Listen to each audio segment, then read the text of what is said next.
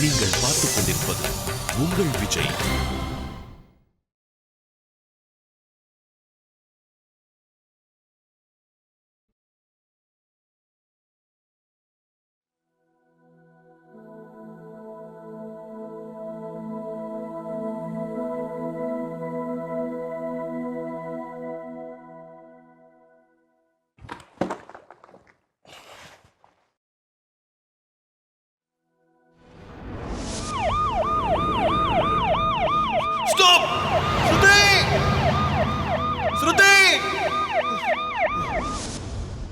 ஒருவேளை இன்னைக்கு ஏதாவது ஆயிருந்தா அத பத்தி உங்களுக்கு என்ன கவலை? நீங்க அத பத்தி எல்லாம் யோசிக்கிறீங்க? நான் யோசிக்கலனா வேற யார் யோசிப்பாங்க?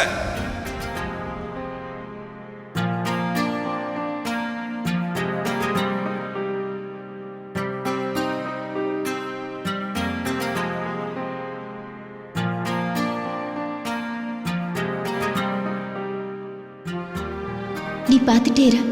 ஒரு நாள் உன் வாழ்க்கையில் அந்த பொண்ணு வருவாள. அவ இல்லைன்னா உன் எதையுமே நின்று போயிடுச்சுன்னா அவ இல்லாம உன்னால வாழவே முடியாது. அப்போ உனக்கு என்ன தோணும் தெரியுமா? ஒருவேளை அவ மட்டும் உனக்கு கிடைக்கலனா உன் மூச்சே நின்று போயிடுன்னு உனக்கு தோணும்.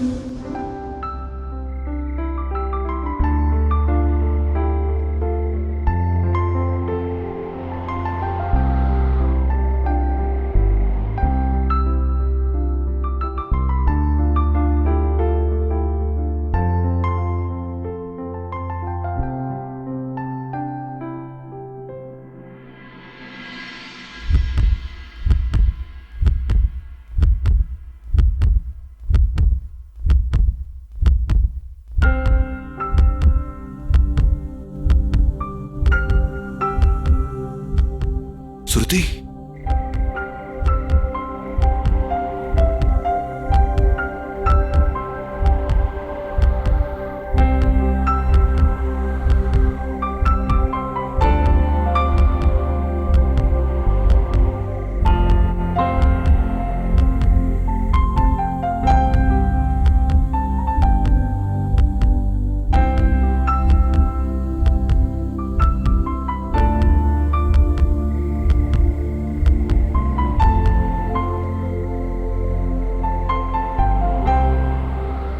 உன்னை பத்தி நீ என்ன நினைச்சிட்டு இருக்க? நான் எவ்வளவு தூரம் டென்ஷன் ஆயிட்டே தெரியுமா? நான் என்ன நினைச்சேனா உன்னை இழந்துட்டேன்னு நினைச்சு பயந்துட்டேன். அப்ப நான் என்ன பண்ணுவேன்? அஸ்வின் ஏன் அவ்வளவு கோவப்பட்டாரு? என் மேல அவ்வளவு அக்கறையா? இந்த வளையல் உன் கை சைஸ் இல்லைன்னு தெரியும்ல, அப்புறம் எதுக்காக இதை போட்டுக்கிட்ட? ஒருவேளை உனக்கு ஏதாவது ஆயிருந்தா, நரம்பு கட்டா இருந்தா என்ன பண்ணிருப்ப?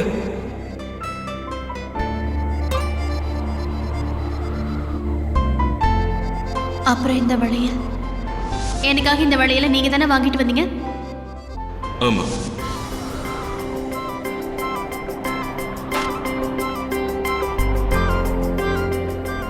கொஞ்ச நாளைக்கு முன்னாடி யாராவது வந்து என்கிட்ட அஸ்வின் எனக்கு வளையல் வாங்கி தருவார்னு சொல்லியிருந்தாங்கன்னா கண்டிப்பா அப்ப நான் அதை நம்பியிருக்கவே மாட்டேன். அதை கேட்டு நான் கண்டிப்பா சிரிச்சிருப்பேன்னு நினைக்கிறேன்.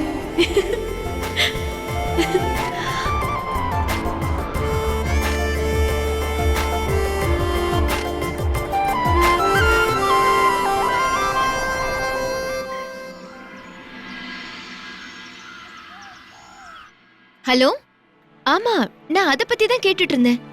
ஆ சரி. யா, இந்த மந்த் ரொம்ப நல்லா இருக்கு. One check. ஹரிபிரகாஷ், இதை வெளியில எடுத்து போங்க. ஓகே? இன்னும் நிறைய வேலை இருக்கு. இந்த ஹெச்பி கொஞ்சம் சீக்கிரமா இறங்கலாம்ல. அந்த புடவை எல்லாம் வேற எடுத்து வைக்கணும். அடச்சித்தி, கொஞ்சம் சரிங்க. உங்களை தான் ஃபோக்கஸ் பண்ணிருக்கேன். கொஞ்சம் இருங்க. இந்த கல்யாண ட்ரெஸ் நகை எல்லாம் பிரியா மண்டபத்துல போட வேண்டியதாச்சு. இது சீக்கிரமா அத்தை வீட்டுக்கு கொண்டு போய் சேர்த்துருங்க. ஹலோ, ஹாய், பாய் பாய். எதுக்கு அஞ்சலி டென்ஷன் ஆகுற? இப்ப இந்த ஹோம் டெலிவரில எதுக்கு நம்ம செய்யணும்? அவ இங்க வந்து போட்டுக்கிட்டோம். அதுவும் இல்லாம கல்யாணம் இங்க தானே நடக்க போகுது. மனோரமா, இது நம்ம சம்பிரதாயம். கல்யாண பொண்ணு மண்டபத்துல போட்டுக்கிற ட்ரெஸ்ஸ கையோட எடுத்துட்டு போகணும். அப்ப சரி, நான் அங்க போறேன். எஸ்.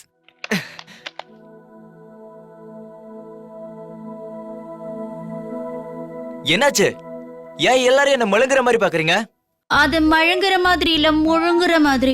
யா ஓகே, எதுவா இருந்தா என்ன? அது வந்து நான் அந்த பக்கம் போறேன் அதான் சொன்னேன்.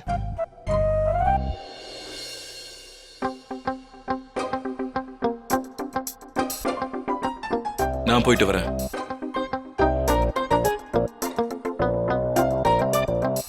எனக்கும் அந்த பக்கம் தான் வேலை இருக்கு. அப்படியா?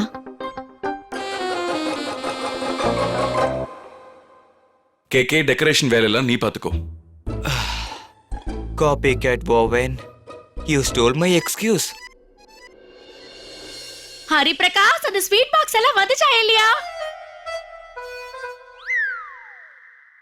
இங்க பாருங்க, நீங்க கேட்டரிங்கோட நம்பர் எடுத்தீங்கல்ல? நான் உங்களுக்கு ஃபோன் பண்ணி பாக்குறேன். இந்நேரம் டிரைவர் வந்துட்டு இருப்பாரு. நம்ம சீக்கிரமா கோயிலுக்கு போயிடலாம்.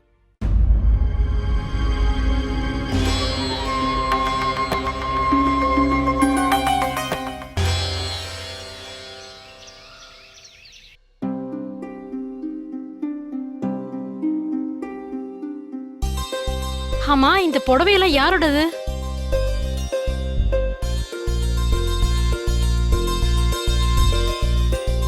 பகவானே கிருஷ்ண கிருஷ்ணா, எவ்வளவு நேரம் ஆயிடுச்சு பாரு. ஆனா இது வரைக்கும் கல்யாண பொண்ணு Dress வந்து சேரவே இல்லை. நான் என்ன செய்ய?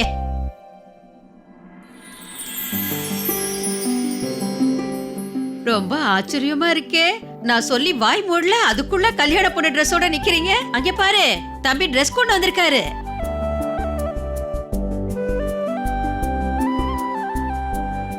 அஸ்வின் தம்பி, நீங்க எப்போ வந்தீங்க? Dress நீங்களே கொண்டு வந்துட்டீங்களா? சரி வாங்க, உள்ள வாங்க. உட்காருங்க உட்காருங்க அஸ்வின் தம்பி.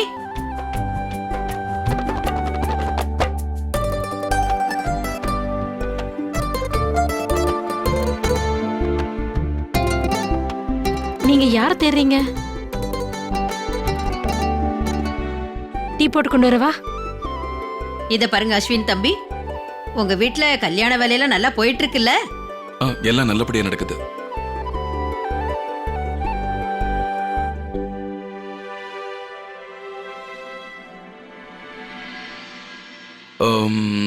சரி, நான் கிளம்புறேன். இல்ல, நீங்க டீ டிஃபன் ஏதாவது சாப்பிட்டு போங்களேன். No thanks. ஈவினிங் மீட் பண்ணலாம். அப்புறம் அண்ணி சமையல்லாம் தயாரா? எல்லாம் எங்க வச்சிருக்கீங்க? ஸ்ருதி வெளியில தான் இருக்கா. எல்லா வேலையும் அவ பாத்துட்டு இருக்கா. சரிங்க அண்ணி.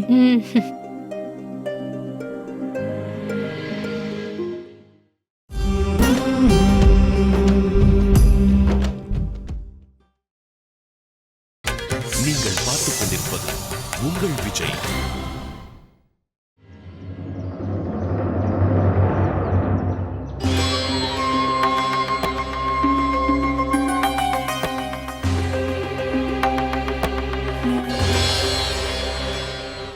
எங்க போனாரு?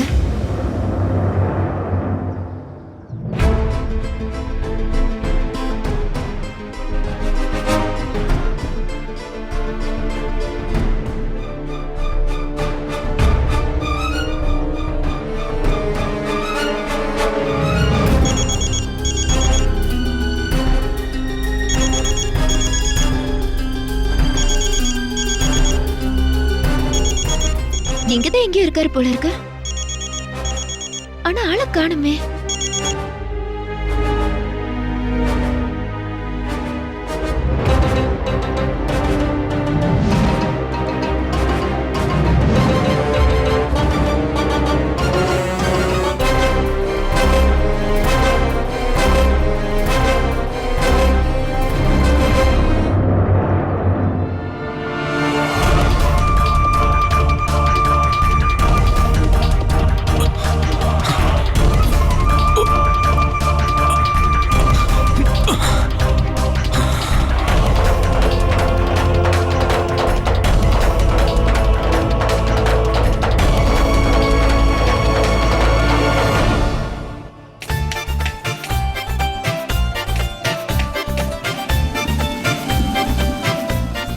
நீங்க மன்னிப்பு கேக்குறதுனால இதுல உப்பு தானே வந்துருமா என்ன?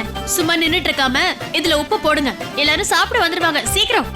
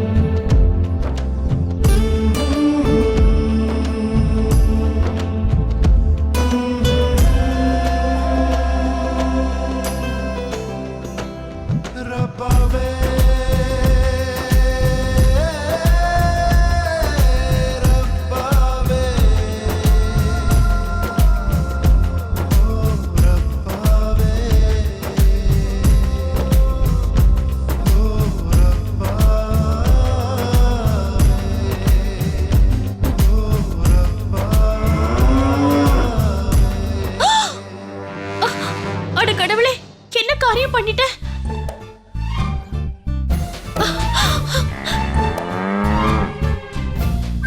எல்லாம் உங்களோட தப்புதான். எக்ஸ்கியூஸ் மீ, மாட்டுக்கு இலைய போட்டது நீ, இதுல என்னோட தப்பு என்ன இருக்கு? ஆனா நீங்க தானே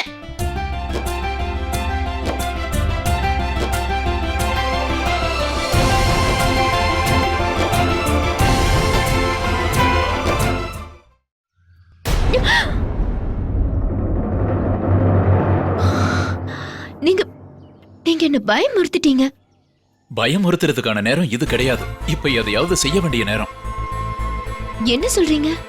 எப்பவுமே உன்னோட நம்பிக்கையை பார்த்து நான் பெருமைப்பட்டிருக்கேன். உன் நம்பிக்கை, பக்தி இதெல்லாம் ரொம்ப பெருசு.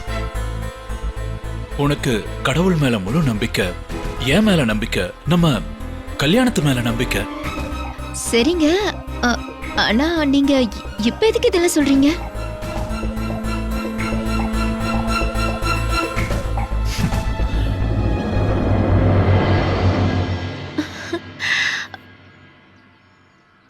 இந்த இந்த பூ எனக்காகவா? இது சாதாரண பூல ராணியம்மா.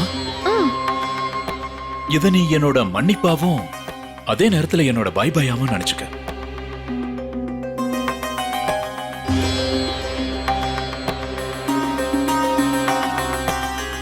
மன்னிப்பு, பாய் பாய். நீங்க நீங்க எங்கேயாவது போறீங்களா என்ன?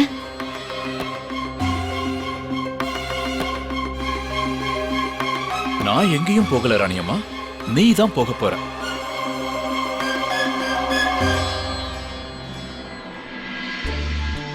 எல்லாருக்கும் இதுல சாப்பாடு போடலாம்னு எடுத்து வச்சேன். இப்ப என்ன செய்யறதுன்னே தெரியல. கோமாதா இதை சாப்பிட்டுட்டு போயிட்டாங்க. ஆனா இப்ப நான் என்ன செய்யறதுமா? ஸ்ருதி, நீ இன்னும் என்கிட்ட சொல்லலையே, நான் என்ன தப்பு பண்ண?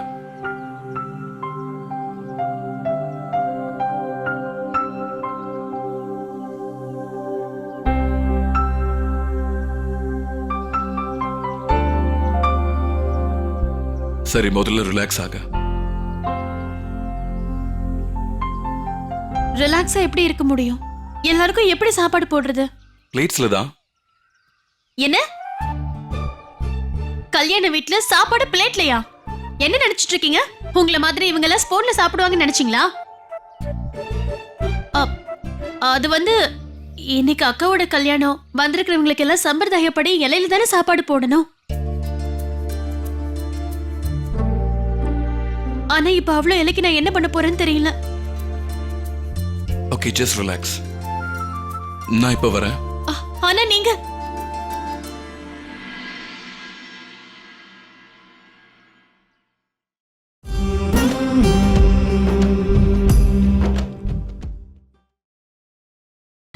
நீங்கள் பார்த்துக் கொண்டிருப்பது உங்கள் விஜய்.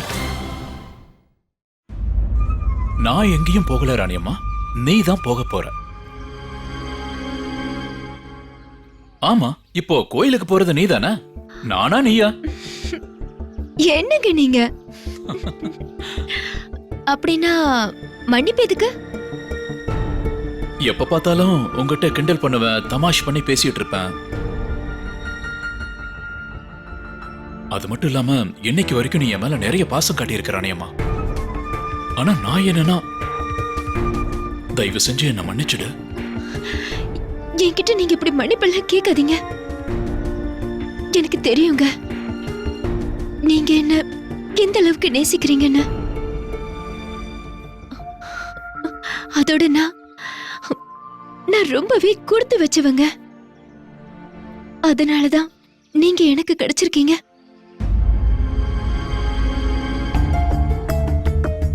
கடவுள்கிட்ட நான் ஒன்ன மட்டும்தான் நான் எப்பவுமே வேண்டிப்பேன் ராணியம்மா.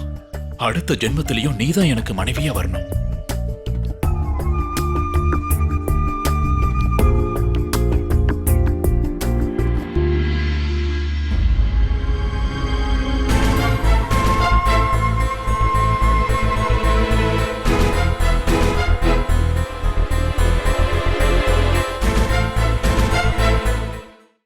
என்னது?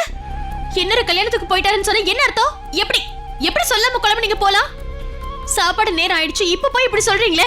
இங்க சாப்பாடு யார் பரிமாறுவாங்களாம்? இவங்க கிட்ட எல்லாம் பேசுறதே வேஸ்ட்.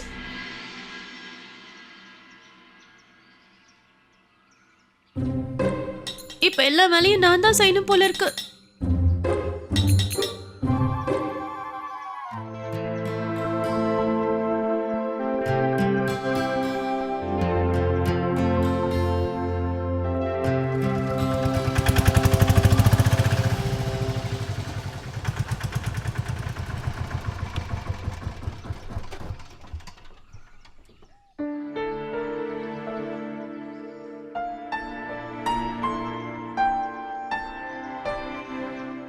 என்ன அஸ்வின் இது? ஸ்ருதி இலை வாங்கிட்டு வந்திருக்கேன். இது போதும்ல? 10-15 பேர் தான் கூப்பிட்டிருக்கோம். 10,000-50,000 கிடையாது. ஒரு ஊருக்கே நீங்க இலை எடுத்துட்டு வந்திருக்கீங்க.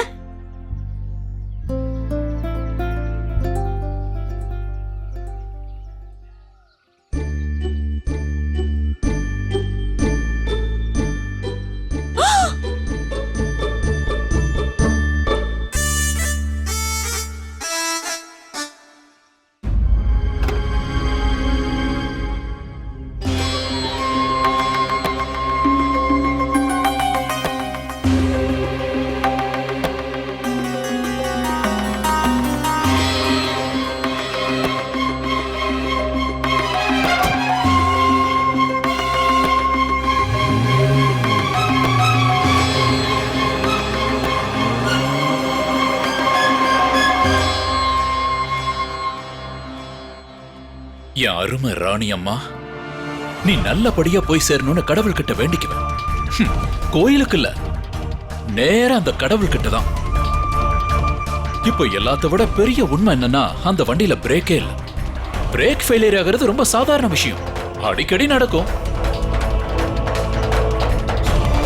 என்னை பத்தி கவலைப்பட வேண்டிய அவசியமே இல்ல ராணி அம்மா.